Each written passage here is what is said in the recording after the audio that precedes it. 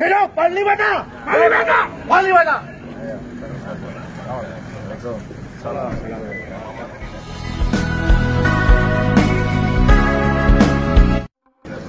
Hidup Panglima! Panglima! Panglima!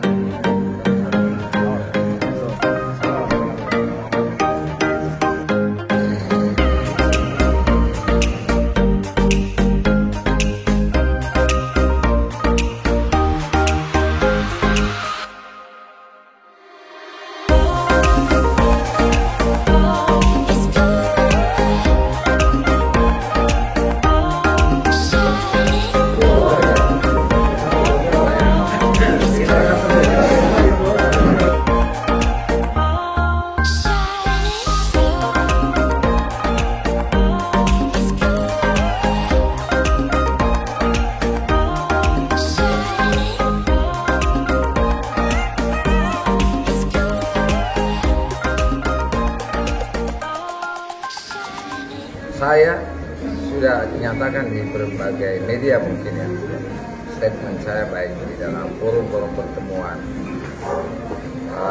Saya katakan bahwa insya Allah apabila masyarakat dan negara ya membutuhkan saya ya untuk tampil memimpin apapun tempatnya, apakah itu tingkat provinsi dan lain sebagainya, saya siap untuk mengemban amanah itu kalau memang rakyat menginginkan, dan saya tidak akan sia-siakan. Kenapa? Karena ya memang saya sudah terlahir ditakdirkan sebagai darah pejuang, darah pemimpin, darah